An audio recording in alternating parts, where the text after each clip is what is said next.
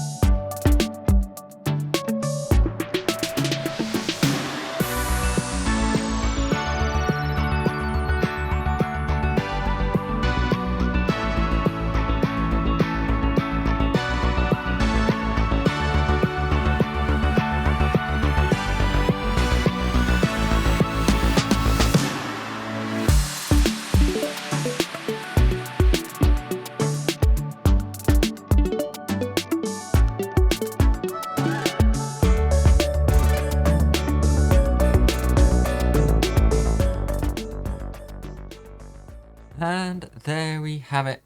One nice little time lapse later, and it is built. And as you can see from below me, I have been running the farm until it is done.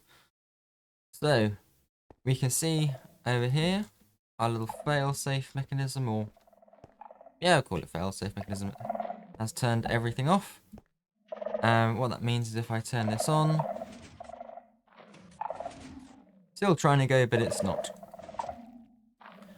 What you can also see is some sculk sensors around. Those will generate as the farm is used on top of sculk.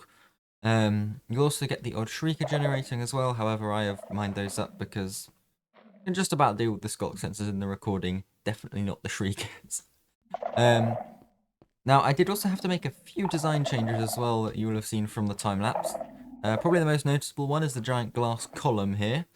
Um, and that is basically the Enderman was starting to drift as they came down and ended up landing of areas over here, which then didn't kill them from full damage, and then they started teleporting everywhere, which is of course bad.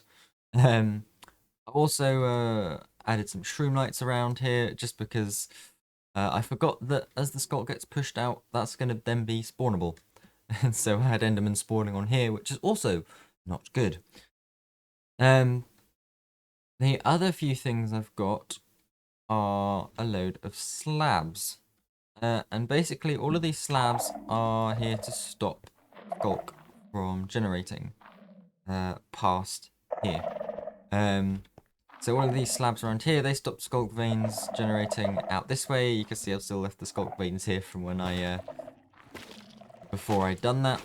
So I can get rid of these and then just run the farm again.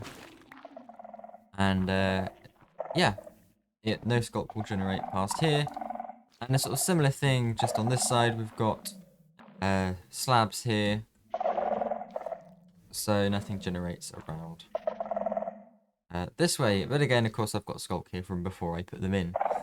The other thing to note with this farm is there are a few sculk sensors that you'll notice, particularly with these ones, that I have actually physically placed down, and that is for a very good reason.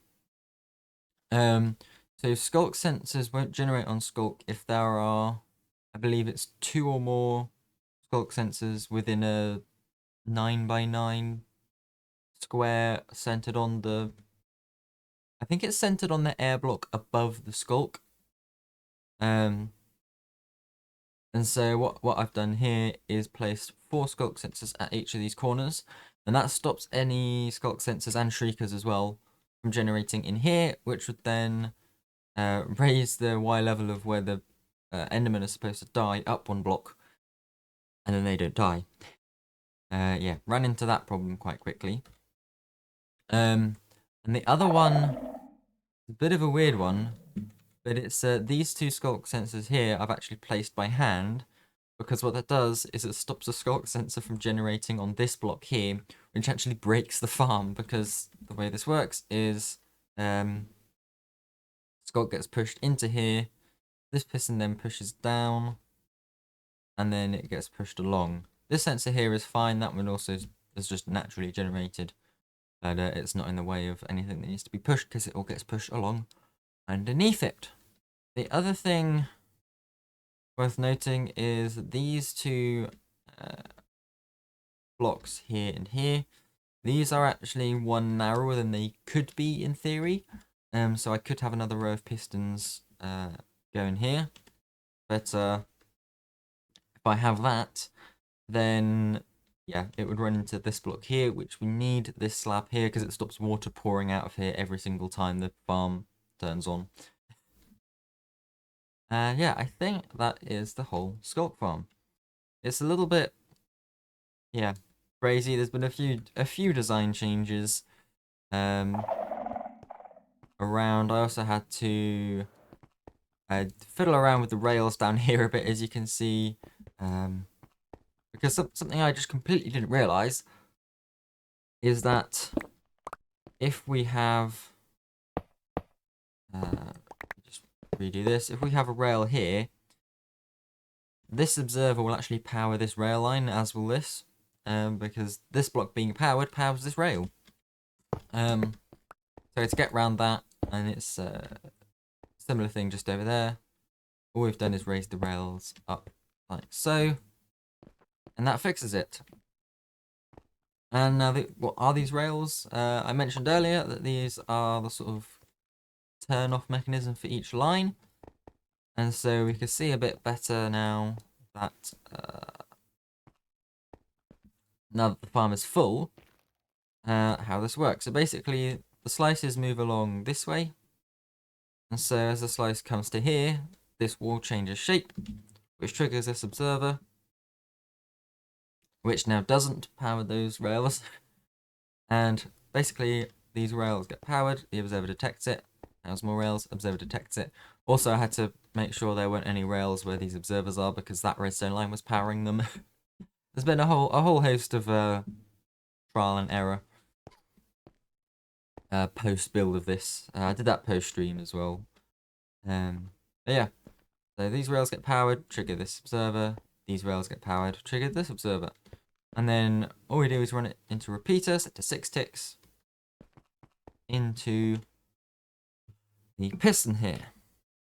Now what this piston does, and each of these pistons do it for each different storage block, is it pushes an observer up and then retracts it again. And this just does a little fast pulse on each of these individual pistons, which in turn pushes up the cauldrons here. Now, these cauldrons have a water level of 1, which means they have a cauldron comparator power of 1. And so that means that when this is up, each cauldron will power the comparator, which will power the redstone dust, which will power the target block in its slice. So if just this one was up and all 4 of these were down, it would still only power this target block here because it'd be power level 1 and then it'd drop to 0. Now obviously because the farm is full, they're all up now, which means the farm physically can't run anymore, as I showed earlier. And so basically all I do is I go around and mine out a storage block, and once this wall changes shape again, it will fire again, and it will mean that that line can start running again. Now the other switch I have over here is this little switch, and this is actually what turns the Enderman farm on and off. So this is just connected up to a series of redstone lamps, here and here, and if I turn my light level overlay on, we can see it is completely spawn proof. Ignore these blocks here, that was me trying to, well that was my initial solution for sensors and stuff generating in here, just to move the farm up a block, which did work. However, with the sensors around the drop chute now, you don't need to do that. And I think it's actually better to have it all the same level. I think I've noticed a couple Endermen getting stuck occasionally, so I will probably be fixing this, put it back to how it originally was. But anyway, if I right click, I'm currently aimed at that lever just down there. You see the lights turn off and Enderman spawning, and I can flick it again and the lights turn on. And yeah, you can see there are a few Endermen just getting stuck.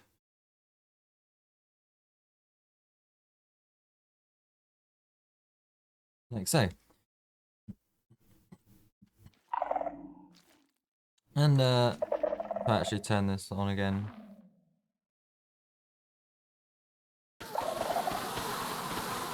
you can hear the Enderman dying and see all of the sculk particles going a bit crazy. But anyway, that will do it for the video, I think. This will probably be the last video for a week or two, depending on what's happening with me moving house, etc. So yeah. Yeah, keep an eye out on my YouTube posts, on Instagram. And yeah, there'll be all the updates there. But yeah, I mean, if you wanted to watch me build this, then you can check out the VOD over on my VODs channel, the Chemist77 VODs. I just said VOD 3 times very quickly there. But yeah, other than that, I will see you next time. Bye!